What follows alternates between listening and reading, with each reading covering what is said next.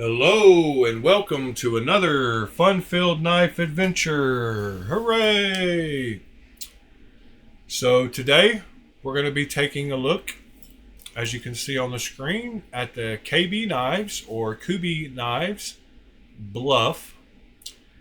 This is a crossbar lock knife that they came out with. And to be totally transparent, I bought one of these back when they first came out, and I was not impressed with the crossbar lock on it. So I sent it back, and it was actually the only knife I've ever sent back to White Mountain Knives. Now, I own probably 30 Kubey knives, and I love Kubey. They're one of my favorite OEMs from China. So I have nothing against Kubeys, but the crossbar lock just left something to be desired. So I sent it back. Well, let's see, 6 months, 7 months, 8 months has passed, and I decided to try it again to see if maybe I got a bad one. And that is what we have here. Now, full transparency, I did an unboxing of this last night. So the bag is cut open, but the recording I did, I was trying to live stream and do the unboxing at the same time, and the computer I'm using couldn't handle 4K and everything. So the video was super choppy, so I'm having to redo it. So you'll have to forgive me. We'll have to pretend that this was still in the bag. I will show everything just like it was. So you got a little card here.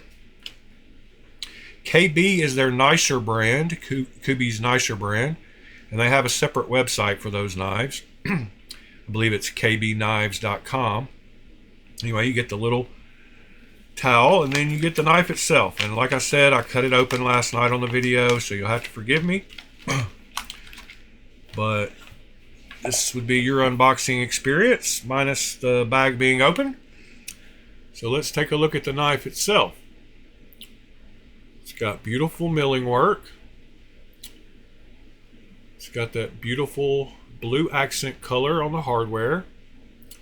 It does have T8 hardware everywhere. Got nice thumb studs, nice fuller. So yeah, no back spacer, just standoffs, which is fine with me. Easier to keep it clean. So let's open it up.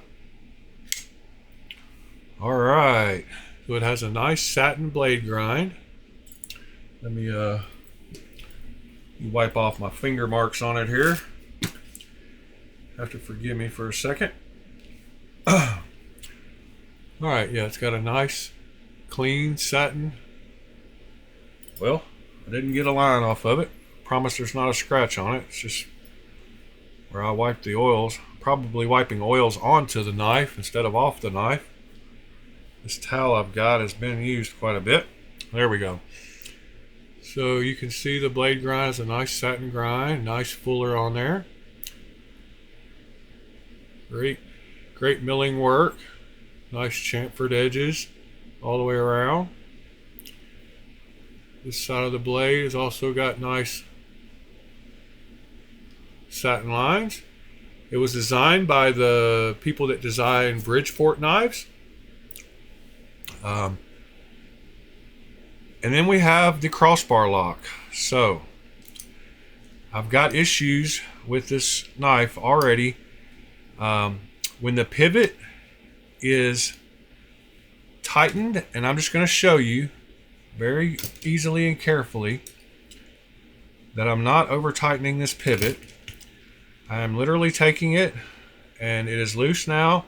I'm going to take 2 fingers and just tighten it up to where it's just firm like it's supposed to be, and it makes this blade super stiff, and you can't close it using the crossbar. So what you have to do is you have to loosen the pivot a little bit, just a hair, and then it will open fine. But when you go to use the crossbar lock, if you pull the crossbar lock back all the way, it gets the blade stuck halfway through. So what you have to do, I've learned, is you have to just barely tap the crossbar lock to get it to work like a normal crossbar lock knife. So I've got lots of crossbar lock knives, including some of what I consider the best crossbar lock knives.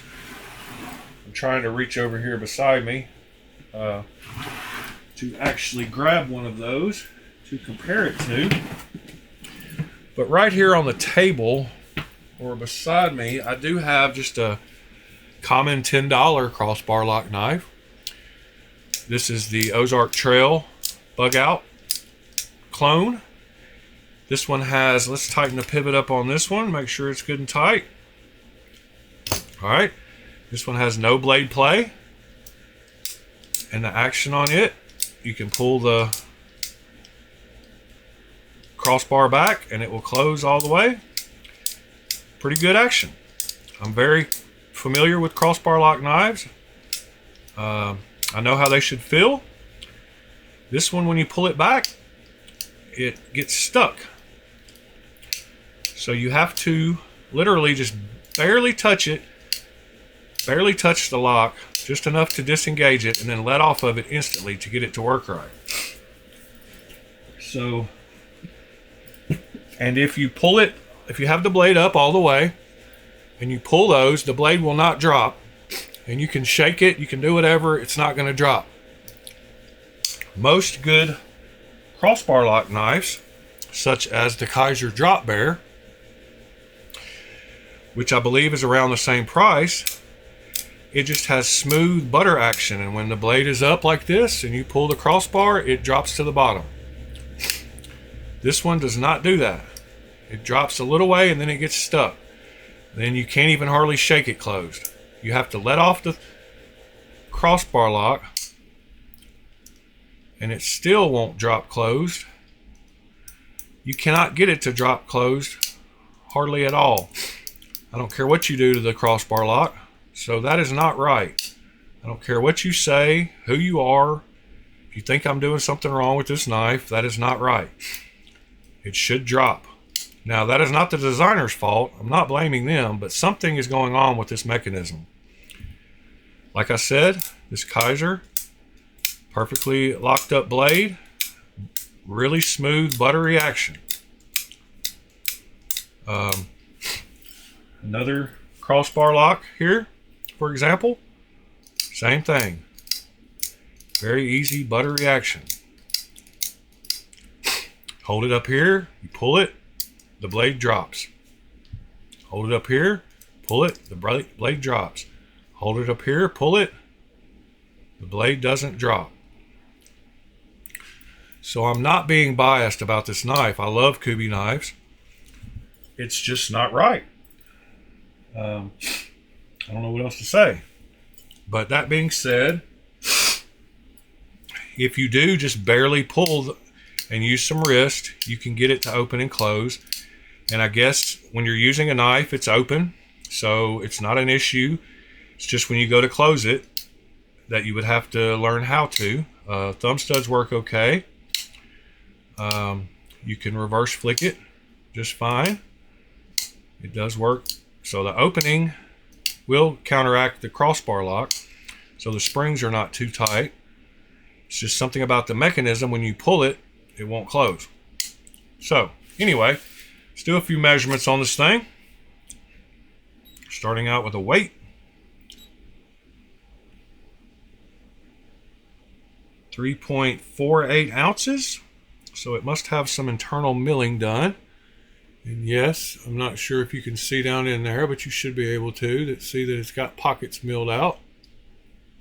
Now let's check this other side. Yes, it's got pockets milled out of that side as well.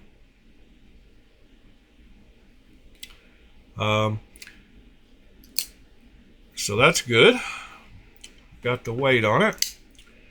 Let's get some measurements on the length of it. So overall length is, let's see, 7 1/4, maybe 7.3. Actually, right at 7 1/4. The blade length is right at 3 and let's see, 3 1/4. This clear ruler makes it kind of hard to see where the lines are. Yeah, I'd say it's right at maybe 3.3. And then the cutting edge is right at 3.1, 3.2 maybe.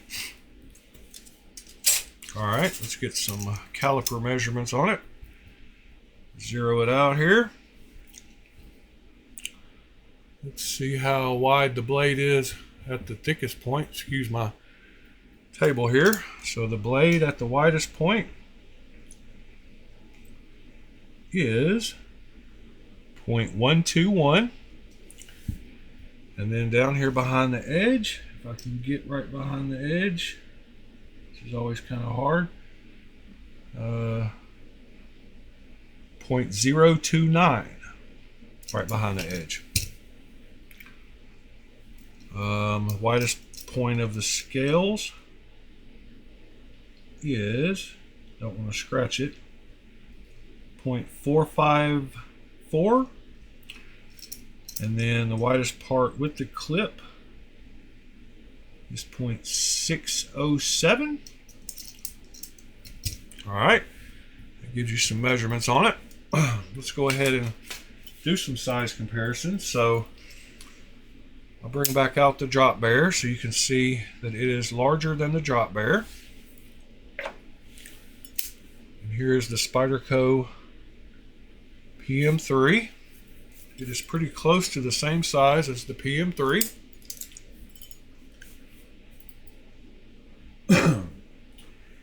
Here is the Kaiser Militall, another knife that a lot of you will have. You see it's quite a bit smaller than the Militall.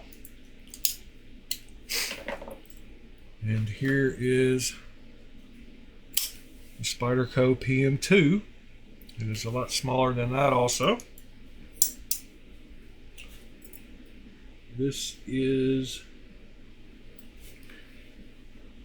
the Kaiser Cormorant. It is very similar to the length. It's a little wider than the Cormorant, but in length it is pretty close. Here's the Spyderco Smock. So it's a little smaller than the Smock. Let's see, what else do I have here? I believe this is the Kaiser TN. So it is larger than the TN. And let's see what else we have here. The Kaiser Gemini. It is about the same length. It's a little longer than the Gemini. Blade length is a little longer and the handle seems to be a little longer. So that gives you some good size comparisons there. Here's one more, the Walmart bug out copy. It's about the same size as it. And an integral I got, a TS195. It's pretty close to the same size as it. And then last but not least, another one I've got laying around. This is a petrified fish Bunta. So it is smaller than the Bunta. So there gives you some size comparisons. Let's see if it came sharp. Kubey is usually pretty good about having their knife sharp. All the way from the back to the front of the edge, it did come sharp. So that is a plus. And like I said, all the hardware on this thing is T8. So it gets another point for that. Really, I love everything about this knife except for that crossbar lock. And like I said, if you do order one of these knives, just learn that you just have to barely tap the crossbar lock and let off of it. Because if you hold it or try to press it all the way in, it gets some crazy funkiness going on. So that is how you beat the bad crossbar lock, is you just barely tap it. Now, when it is locked up, it does feel super solid both directions. There's no, oh yeah, the jimping on the back here feels great as well. It's not too aggressive, but it's got enough grip that you can feel like you're gonna get some purchase on it. I did notice that you can reverse flick it easily, but you cannot reverse flick off the fuller. And I'm able to do that with lots of knives. Like for instance, this knife in the fuller, it's made so that you can reverse flick off the fuller. But with this one, you just can't get enough down in there to get it. And I've tried using wrist, using the end of the blade. I've tried everything. Just does not work easily.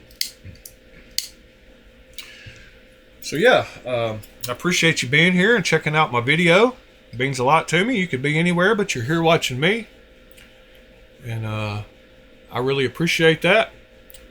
So every morning at 8 a.m. during the week and 9 a.m. on weekends, I host a live Blade Talk show.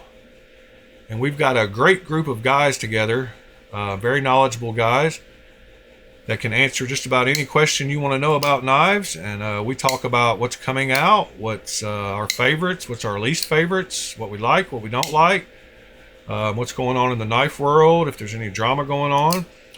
We just kind of sit around for a couple hours every morning and talk about knives. Coming up on 100 episodes in a row. So I'm pretty proud of that. I really love the group of guys we got together. Some of them come up on video sometimes and show us their collections and new knives and talk about knives that some of them are designing and getting manufactured by some companies. And so we talk about all aspects of the knife game. It's a great hobby with a bunch of great people in it. And if you're one of those people who enjoys talking about it or learning about it or wants to teach us something, please join us in the mornings. It's like a bunch of gentlemen sitting around a local country market just talking about knives. That's kind of what it is. So I appreciate you again, and we'll see you on the next one. Thanks.